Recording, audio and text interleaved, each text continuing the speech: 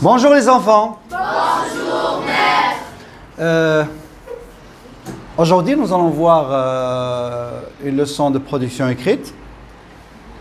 Parfois, dernièrement, vous avez fait une excursion à Tanger et on vous a demandé d'écrire un rapport, etc. D'accord? Sur le voyage ou à propos du voyage. Bon, supposons que vous devez envoyer une lettre à vos parents, à vos amis, n'est-ce pas? Donc, vous avez le besoin de savoir, ou vous êtes obligé de savoir comment écrire une lettre. Donc, c'est pourquoi aujourd'hui, je vous propose une leçon dans laquelle on va voir comment écrire une lettre. Bien, dans une lettre, qu'est-ce que vous faites? Vous exprimez.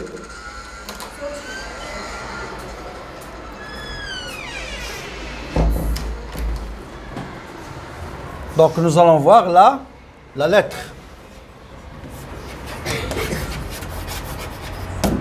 Bon, il existe beaucoup de types de lettres. C'est ce que nous allons essayer de voir aujourd'hui. Bon. Pourquoi on écrit une lettre en général? Pourquoi on écrit une lettre? Tout d'abord, à qui on écrit une lettre? À qui? À des amis, aux parents, aux membres de la famille, cousins, cousines, etc. Parfois des voisins, surtout lorsque vous êtes des amis. Ou parfois, vous envoyez des lettres à une administration, au ministère, au commissariat, au tribunal, à un service quelconque, je ne sais pas moi, d'hygiène ou de propreté, etc., etc. Donc, bon, c'est ça la différence. Donc, il existe des types de lettres. Une lettre que vous envoyez à vos amis, à vos parents, etc., ça s'appelle une lettre personnelle. Bravo. Une lettre personnelle. D'accord? Donc, la lettre personnelle. Et une lettre que vous envoyez à qui? À l'administration. Donc, c'est une lettre officielle. Voilà. Ou bien, vous envoyez à l'administration. Donc, c'est une lettre administrative. Donc, officielle, administrative et même conventionnelle. Conventionnelle. Donc, je vais vous expliquer pourquoi on l'appelait conventionnelle, administrative, etc. Donc, et vous avez la lettre. La lettre conventionnelle. Qu'on appelle aussi officielle ou administrative.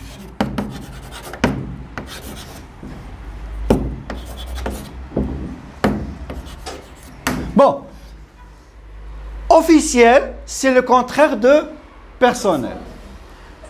Conventionnel, ça vient du mot convention. Convention, c'est quelque chose que vous signez. Vous faites une convention avec une société, avec une personne, etc. pour acheter, pour vendre, pour partager, pour travailler ensemble, faire une société ensemble, etc. Donc, c'est une convention. C'est un acte. C'est une décision cette décision, puisqu'il est officiel et ça concerne le gain d'argent, donc il faut écrire un papier, n'est-ce pas? Donc c'est ce qu'on appelle une convention que vous allez signer tous les deux. Donc c'est ça ce que veut dire convention. On peut dire permission. Demander la permission, avoir la permission, ça c'est autre chose.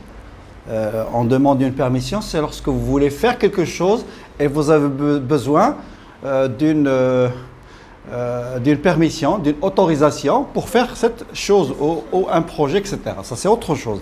Mais ici, convention, ça veut dire que vous allez écrire un acte entre vous. Ou ça dépend de la qualité ou de la nature du projet que vous allez faire. Donc, ça s'appelle une convention. C'est pourquoi on appelle ça une lettre conventionnelle, parce que c'est dans laquelle vous avez décidé de faire quelque chose. De demander un travail, de faire un travail, de faire une mission, etc. Donc, vous allez signer ce papier. Ça veut dire que vous êtes responsable de ce que vous allez faire. Donc, c'est ça ce que veut dire la convention. Ça veut dire que vous signez, que vous êtes obligé de respecter les étapes, de respecter les règles, etc. Donc, c'est pourquoi à la fin, vous signez et vous légalisez ces papiers. C'est pourquoi, donc vous voyez le rapport, pas la différence entre les deux, mais je parle ici du mot convention, le rapport entre convention et la lettre conventionnelle. Ça veut dire que c'est une lettre officielle dans laquelle vous signez, et lorsque vous signez, ça veut dire que vous êtes responsable et que vous êtes obligé de respecter les règles. C'est ça ce que veut dire officiel et conventionnel. Administratif, ça vient du mot administration, directeur, etc. Donc vous envoyez une lettre à une administration, c'est pourquoi on appelle ça administratif. Bien, vous avez dit qu'il y a une différence, n'est-ce pas, entre les deux. La même chose, donc on voit la différence même dans le contenu des deux, et même dans la forme, bravo, et même dans la forme. C'est-à-dire que chaque lettre demande une certaine forme et aussi certaines phrases, certaines étapes, ce que vous devez dire et ce que vous devez dire au début, ce que vous devez laisser à la fin. Donc il faut respecter la forme de la lettre. Bien, commençons par la lettre personnelle. D'accord? Bon, c'est ça la lettre à peu près, n'est-ce pas? Donc ici, vous écrivez date et lieu, n'est-ce pas? D'accord? Date et lieu. D'accord? Ici, vous écrivez le destinataire. Chers parents, chers amis, chers cousins, etc. Donc, vous ne pouvez même pas écrire ça. Donc, vous écrivez directement. Donc, c'est pourquoi c'est une lettre personnelle. Donc, vous êtes libre de dire ce que vous voulez. Et même parfois du contenu ou de la forme. Même de la forme. Vous êtes libre de... Mais c'est ça, c'est une forme modèle qu'on peut utiliser. Hein?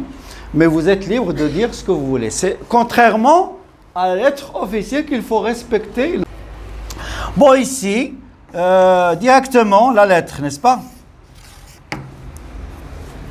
On va voir, donc ici, destinataire.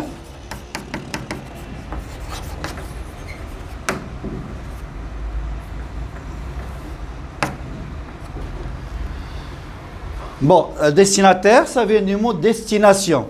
Ça veut dire direction. D'accord? Lorsqu'on dit destinateur, c'est celui qui envoie. Destinataire, c'est celui qui reçoit. Donc, il faut faire la différence entre destinateur, destination, donc destinateur. Destinateur, c'est celui qui envoie. Donc, celui qui envoie. Qui envoie quoi? La lettre.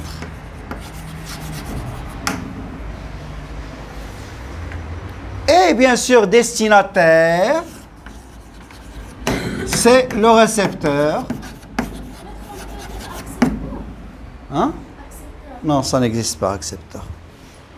Bon, récepteur, ça veut dire qui reçoit la lettre. Bien. On peut dire Donc celui qui envoie la lettre ou bien celui qui... Le contraire de récepteur, quand on parle de la télévision, des messages, etc. Donc il y a émetteur et récepteur. Émetteur et récepteur. Donc on peut dire émetteur. Vous voyez? Émetteur et récepteur. Bien, donc ici c'est le destinataire. Vous pouvez dire cher Adil, ou cher Paul, ou cher parent, etc. Bon. Ici, vous êtes libre. Je suis heureux de vous écrire. Je suis arrivé hier à midi, etc. Je vous écris cette lettre pour vous dire, pour vous raconter, etc. Donc vous êtes libre de dire ce que vous voulez. Oui, ce que tu veux dire, voilà. C'est donc contrairement à la lettre conventionnelle. Bon, ici, vous écrivez, on appelle ça des formules de politesse, ou bien des formules de congé. Ça veut dire congé, ça veut dire que vous quittez la lettre. C'est une phrase par laquelle vous quittez la lettre. Donc, ça s'appelle une formule de politesse ou bien de congé. D'accord? Bon, ici, vous êtes libre. Vous vous dites au revoir, à bientôt. J'aimerais vous lire bientôt. J'espère que cette lettre vous trouve en bonne santé, dans de bonnes conditions. Hein? Je t'embrasse. Bravo. Donc, vous êtes libre de dire ce que vous voulez. Bon, il n'y a pas de règle, il n'y a pas de... D'accord? Donc, c'est facile, c'est pas compliqué comme la lettre officielle. Bon. La lettre officielle,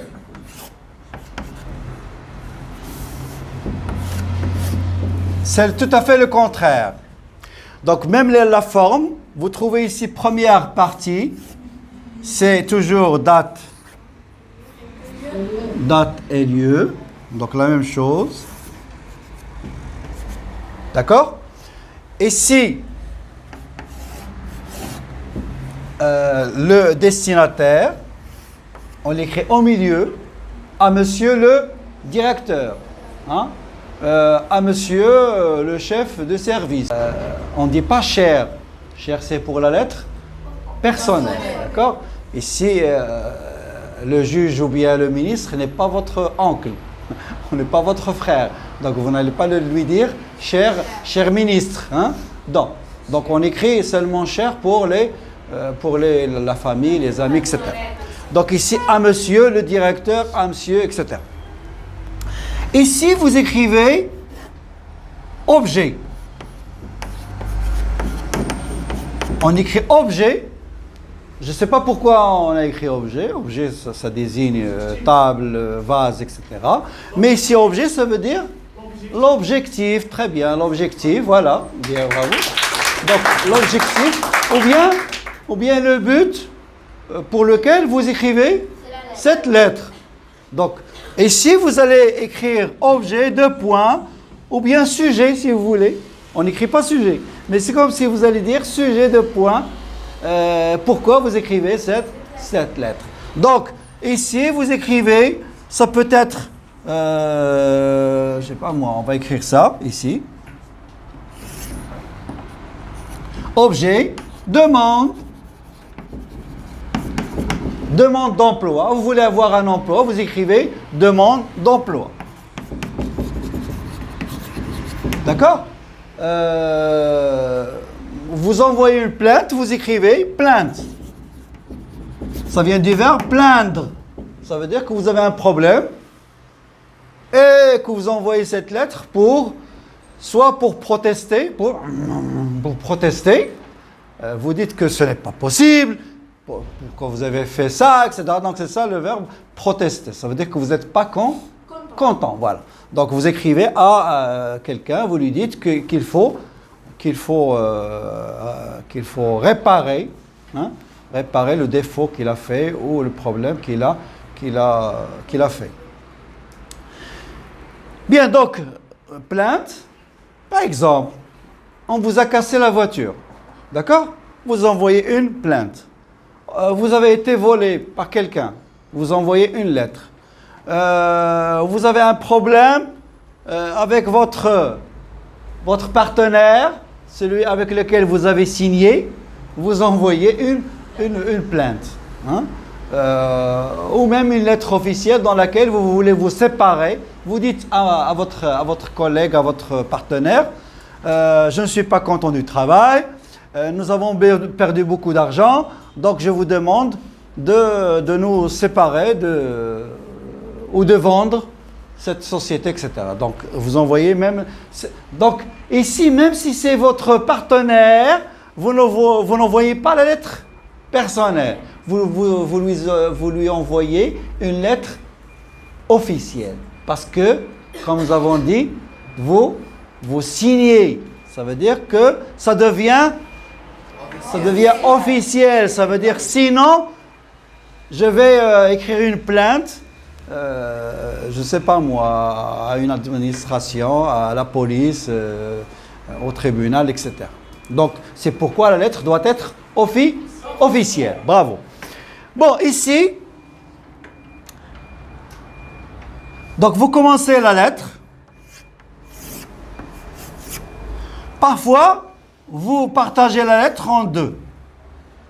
Ça veut dire que vous avez deux paragraphes. Bon, bravo, c'est bien. 2 paragraphes. Et si vous lui dites pourquoi vous envoyez une lettre, hein, le problème que vous avez, j'aimerais vous demander un emploi dans votre société, etc. Ou bien j'ai été kidnappé, j'ai été cambriolé, j'ai été volé, agressé, etc. D'accord? Et si vous écrivez parfois, si vous demandez un emploi, vous donnez ici des informations qui vous concernent. Je tiens à vous signaler que je suis un élève de tronc commun ou de 9e année ou de 3e année, etc. Et que j'ai un diplôme, etc. etc. Donc, vous n'allez pas donner des détails ici. Vous dites en général qui vous êtes. Vous dites en général qui vous êtes. Un élève diplômé de quoi? Niveau culturel ou niveau que vous avez obtenu à l'école, etc. Donc, mais les détails, vous envoyez avec la lettre ce qu'on appelle un CV. Un CV. Un CV, ça vient du mot curriculum vitae. Donc, non, le CV, c'est une page, c'est une, je sais pas moi, qui comporte des informations en détail. Les diplômes, le niveau, ce que vous pouvez faire, et même parfois ce que vous aimez faire, la lecture, le voyage, etc., etc. Donc, nous allons voir ça après, d'accord? Donc, avec la lettre officielle, vous envoyez un CV dans laquelle vous écrivez, comme nous avons dit, les détails. Mais ici, vous dites qui vous êtes de façon générale. Donc, pas trop détaillé. Parce que, pourquoi à votre avis? Parce qu'un directeur n'a pas le temps de lire tout ce que vous possédez, tout ce que vous avez. Donc, s'il est intéressé, il va voir le CV. S'il n'est pas intéressé, il va dire non, bon, j'ai pas d'emploi. Classez ça. Il va classer ça. Après, peut-être, ils auront besoin de vous. Donc, c'est pourquoi vous n'écrivez pas tout. S'il a besoin de vous, il va voir votre CV. Dans ce cas-là, il va vous appeler et il va faire une sorte d'entretien. Donc, il va vous parler de ce que vous avez écrit. Ah, vous savez parler, vous connaissez la langue anglaise, oui, vous parlez bien ou assez, etc. Qu'est-ce que vous avez fait? Vous avez dit, vous avez travaillé dans une société. Qu'est-ce que vous faisiez dans cette société? Est-ce que vous étiez administratif ou technicien ou etc. Donc il va vous parler, etc. Lorsqu'il est intéressé par votre demande. Bien. Bon, ici, on appelle ça formule de congé.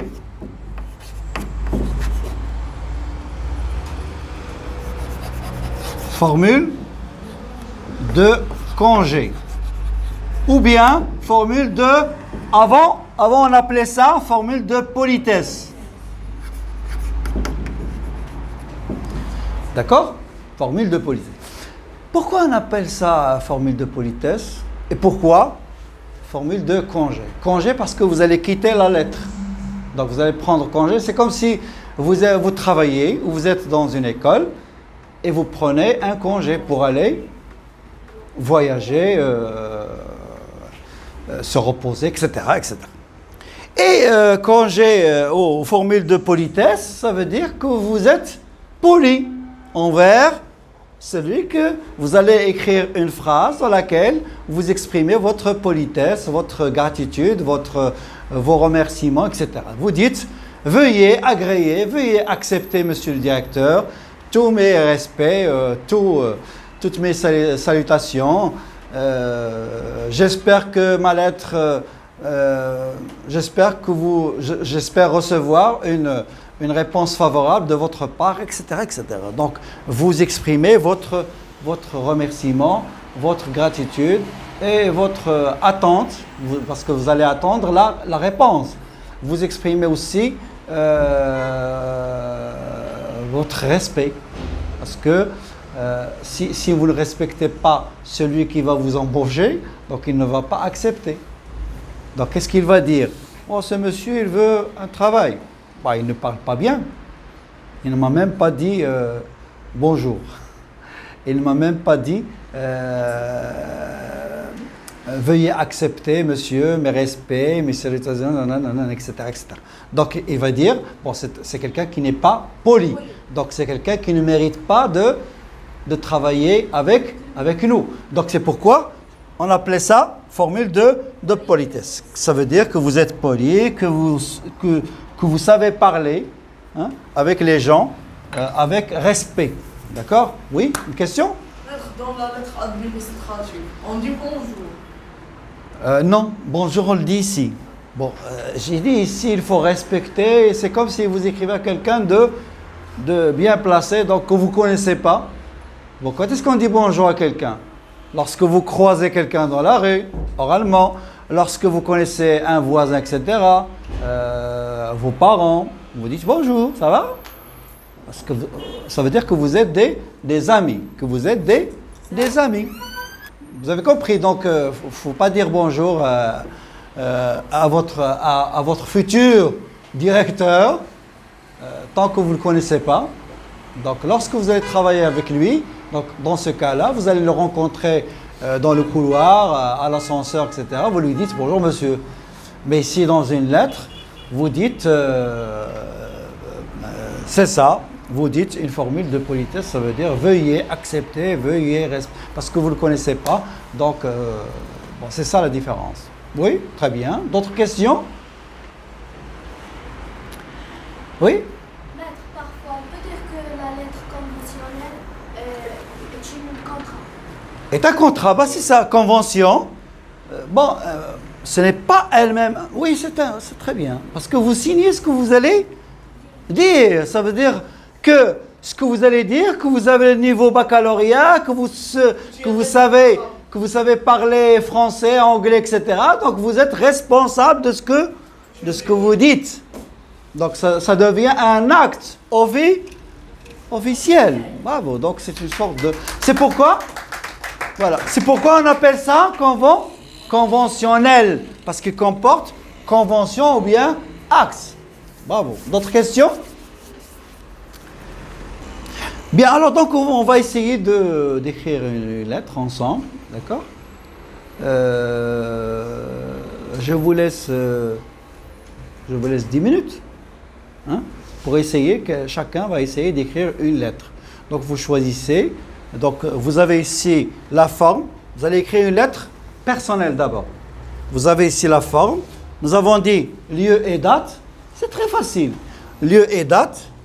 Tanger le 25, je ne sais pas moi, octobre, etc. Ici, vous choisissez, chers parents, chers amis, chers cousins, cousines, etc. Ici, vous racontez ce que vous voulez. Ce que vous avez vu, ce que vous désirez. Parfois, vous avez besoin d'argent. Supposons que vous êtes étudiant à Casablanca ou à l'étranger, etc. C'est très bien. Donc, vous avez besoin d'argent, donc vous écrivez une lettre. Donc, vous allez dire que j'ai besoin, je n'ai plus d'argent, je veux que vous m'envoyiez de l'argent. D'accord? Ou bien, si vous êtes en voyage, vous racontez ce que vous voyez, n'est-ce pas? Parfois, vous parlez du climat. Ici, il fait très chaud, ici, il fait très beau. Ouh là là, il fait très chaud, ou bien il fait très froid. Donc, je prends mon manteau pour sortir, etc. Donc, je suis obligé de faire cela, etc. Donc, vous racontez comment vous êtes, ce que vous voyez, ce que vous faites. Donc, vous êtes libre de dire ce que vous voulez. Ici, à bientôt, au revoir. J'aimerais vous voir le plus tôt possible, etc., etc. Donc, vous voyez que c'est facile. Donc, à vous de jouer. D'accord? 10 minutes.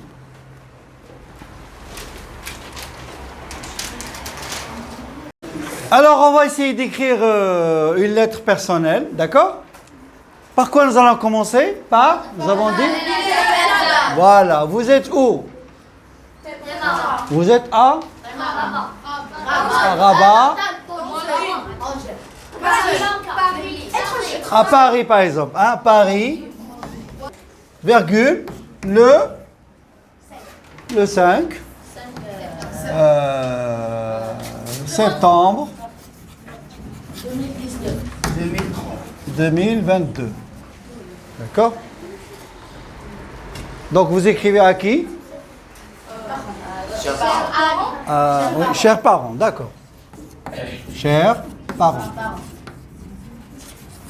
Donc, vous voyez que j'écris ici ERS parce que parents est pluriel singulier, pluriel masculin. Si j'ai par exemple chère famille, je vais écrire ici cher avec E accent. Parce que famille est féminin. Donc, vous écrivez avec E avec accent. D'accord?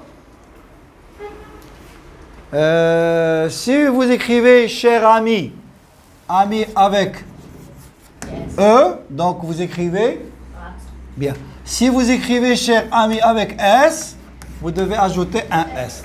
D'accord? Donc il faut faire attention au mot cher. Chers parents, eh bien directement, alors, par quoi nous allons commencer? Je suis très heureux. Je vous écris cette lettre, si vous voulez. Hein? De Paris, oui. Alors, je vous écris aujourd'hui. Vous avez dit tout à l'heure anniversaire, donc mon anniversaire. Donc, je vous écris aujourd'hui. Jour de mon anniversaire, n'est-ce pas?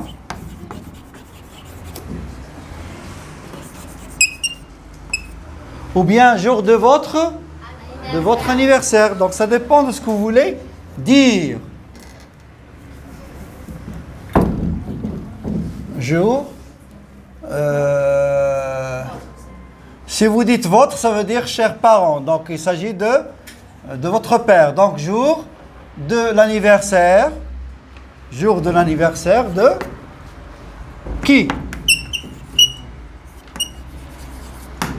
Anniversaire de qui? Du père ou bien de la maman? Donc, de mon père.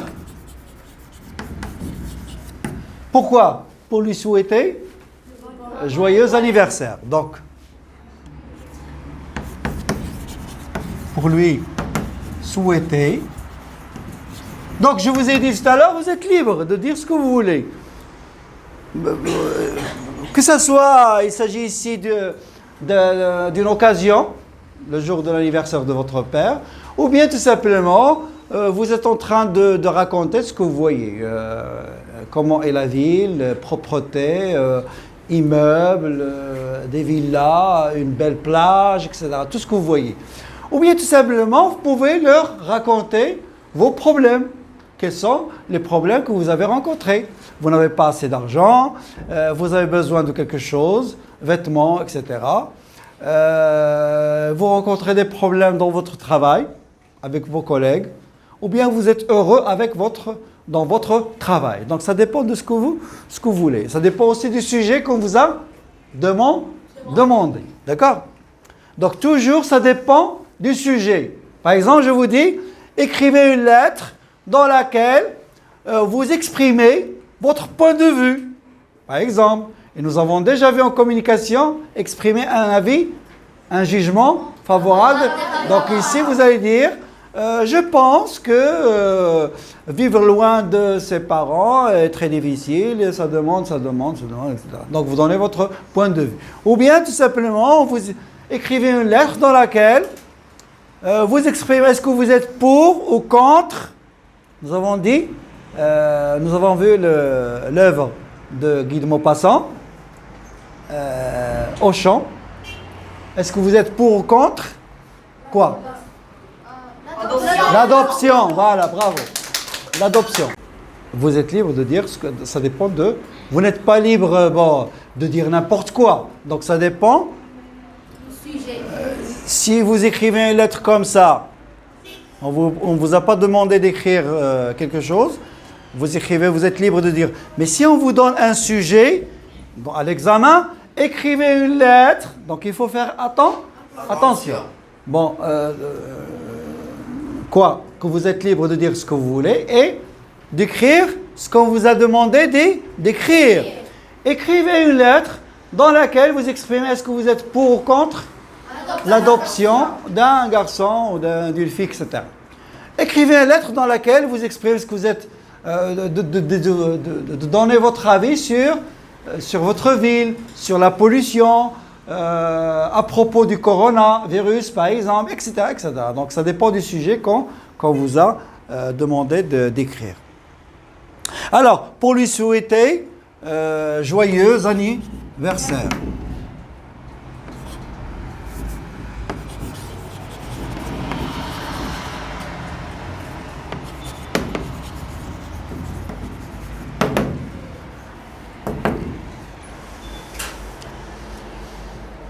Ou bien, si vous ne voulez pas répéter anniversaire, vous lui dites, vous lui souhaitez vos vœux de bonheur, etc. etc. Bon.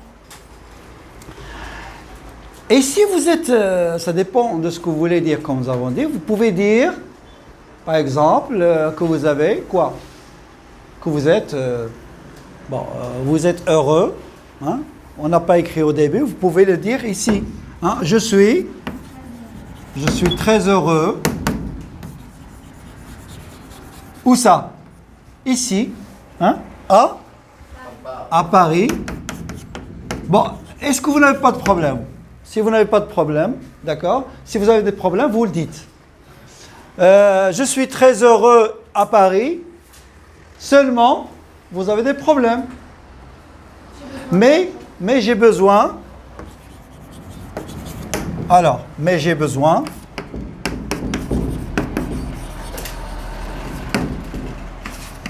d'argent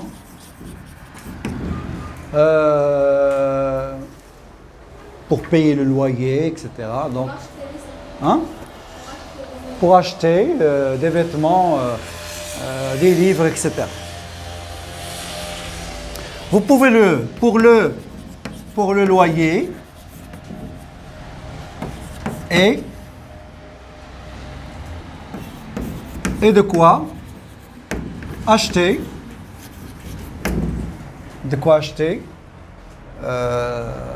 des vêtements.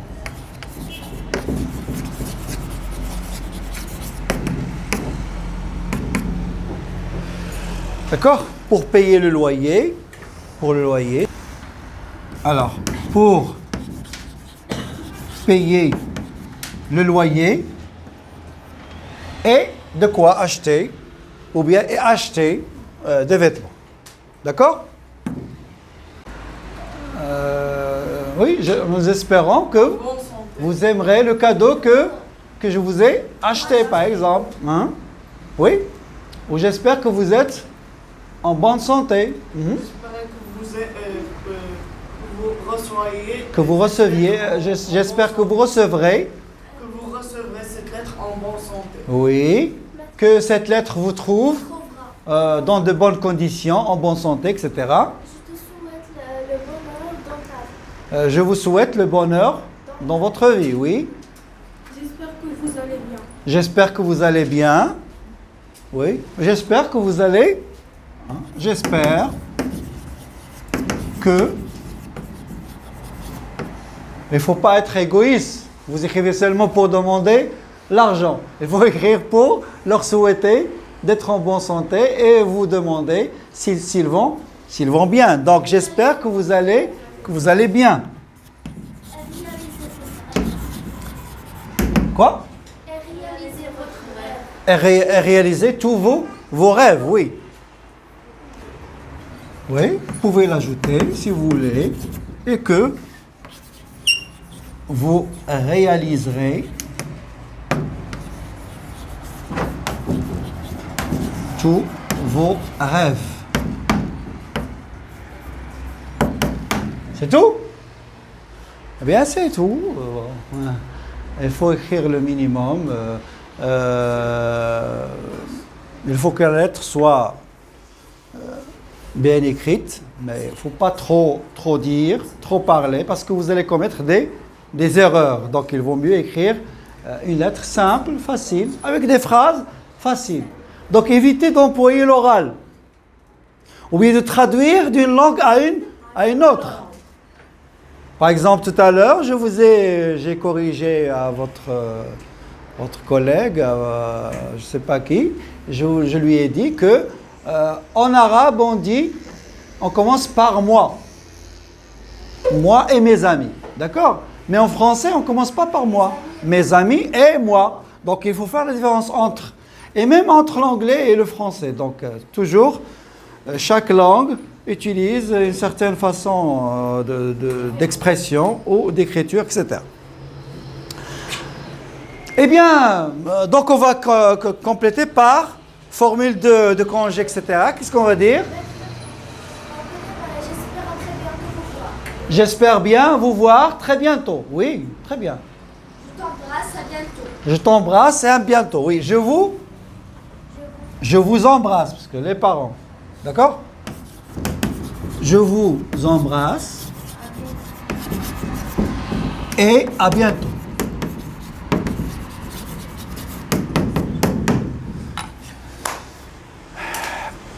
Eh bien, bravo.